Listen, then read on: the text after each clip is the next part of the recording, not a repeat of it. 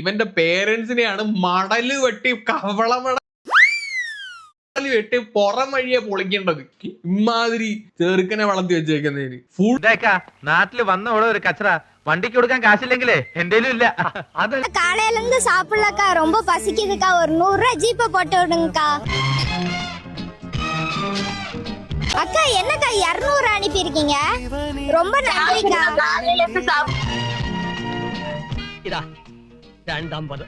நான் ஸ்கேன் பண்றேன்னு எல்லாருமே சொல்றீங்க ஃபேமிலி. யாரும் என்ன கண்ணு வைக்க அசூய கொண்டு நான் உண்மையிலேயே ஸ்கேம் பண்ணவே இல்ல ஃபேமிலி. என்னாச்சுன்னா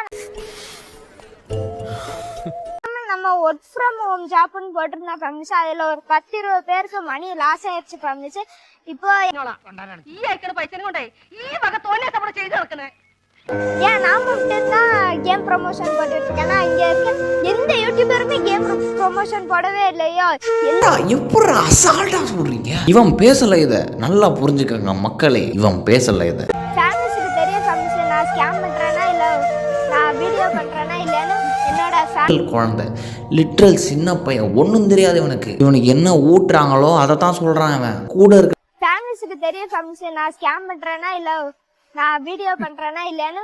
என்னோட ஃபேமிலிஸ் என்னைய ஃபாலோ பண்ற மக்களுக்கு தெரியும். இப்போ 2 நாள் ஸ்கேம் பண்றேன்னு சொல்லிட்டு இருக்காங்க ஃபேமிலி. ஆனா அந்த 2 நாள்ல எனக்கு ஒரு ஃபாலோ கூட அன்ஃபாலோ ஆகல ஃபேமிலி.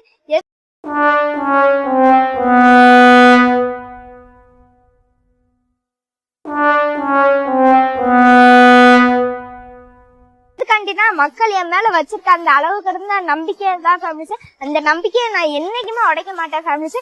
அதனால சரி கிடையாது. பேரண்ட்ஸா இருக்கட்டும், அவன் அண்ணனா இருக்கட்டும், யாராவனா இருக்கலாம் இதுக்கு பின்னாடி.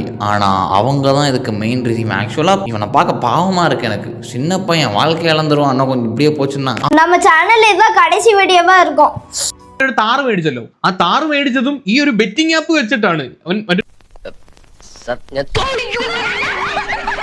ഇതും കൂടാതെ അച്ഛന് വയ്യ അമ്മയ്ക്ക് വയ്യ എന്നൊക്കെ പറഞ്ഞിട്ട് ഓരോരുത്തരെ വിളിച്ചിട്ട് ഇവൻ പൈസ അല്ലാതെ മേടിക്കുന്നുണ്ട്. അപ്പൊ എന്നാൽ ഇക്കാര്യം നിന്റെ അച്ഛനോട് സംസാരിക്കാനുള്ള ധൈര്യം എനിക്കില്ല. നീ ക്ലാസ്സിൽ പല പല ഉടായ്പ കളികളാണ് ഇവന്റെ കയ്യിലിരിക്കുന്നത്. ഇവനെതിരെ ഒന്നുമില്ല, മനസ്സ് പതറരുത്.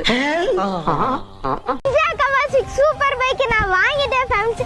எனக்கு ரொம்ப ஹாப்பியா இருக்கு ஃபேமிலி. இருக்கக்கூடிய இந்த ஒரு சின்ன பையன் என்ன மாதிரியான ஸ்கேம்லாம் பண்ணிருக்கான் அப்படின்னு சொன்னா, ஒர்க் ஃப்ரம் ஹோம் அப்படின்னு சொல்லிட்டு ஸ்கேம் பண்ணிருக்கான். அதாவது நீங்க போய் அவனுக்கு காசு அனுப்பணும், அவன் எதுலயோ ஒன்னு இன்வெஸ்ட் பண்ணுவான், அடுத்த 5 நிமிஷத்துல உங்களுக்கு ப்ராஃபிட் கொடுப்பேன் அப்படின்னு சொல்லிட்டு ஒர்க் ஃப்ரம் ஹோம்ன்ற பேர்ல நிறைய பேர்ட்ட காசை வாங்கிட்டு ஏமாத்திருக்கான். ரெண்டாவது விஷயம், எங்க அம்மா மக்களே இனிமே நம்ம சேனல்ல வீடியோ வருமானே தெரியல. ஏன் தெரியுமா, நம்மளோட கேமராமேன் கடைநல்லூர்ல இருந்து தென்காசிக்கு போயிட்டு இருக்கும் போது வழியில ஆக்சிடென்ட் ஆயிடுச்சு ஃப்ரெண்ட்ஸ்.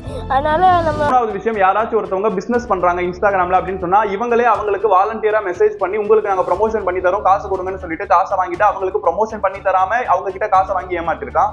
நாலாவது விஷயம், ஒரு பெட்டிங் ஆப்பை ப்ரமோட் பண்ணி அந்த பெட்டிங் ஆப் மூலமா உங்களால எவ்வளவு வேணாலும் லாபம் பார்க்க முடியும், நான் இந்த தார் ராக்ஸ் காரியா அந்த ஆப்ல கிடைச்ச அமௌண்ட்ல தான் வாங்கினேன்னு சொல்லிட்டு ஒரு பெட்டிங் ஆப்பை ப்ரமோட் பண்ணியும் ஸ்கேம் பண்ணிருக்கான். இந்த இடத்துல நம்ம பார்க்க வேண்டியது என்னன்னா, இந்த 15 வயசு பையன் தான் இவ்வளவு ஸ்கேம் பண்ணிருக்கானா அப்படின்னு சொன்னா கண்டிப்பா கிடையாது. 15 வயசு பையன் இந்த மாதிரியான குற்றம் பண்ணா அவனை தண்டிக்க முடியாது அப்படிங்கறத தெரிஞ்சுக்கிட்டு அந்த பையனை பயன்படுத்தி, அந்த பையனுடைய ஐடியை பயன்படுத்தி அவங்க வீட்டுல இருக்கக்கூடிய யாரோ ஒருத்தரோ இல்லாட்டி அந்த பையனுடைய கேமராமேனோ அவனுடைய அண்ணனோ யாரோ ஒருத்தவங்க தான் இவ்வளவு பெரிய ஸ்கேம்ஸையும் பண்ணிருக்காங்க. 15 வயசு பையன் தானே அப்படின்னு விட்டுறாம காவல்துறை அதிகாரிகள் கண்டிப்பா இந்த பையன் மேல நடவடிக்கை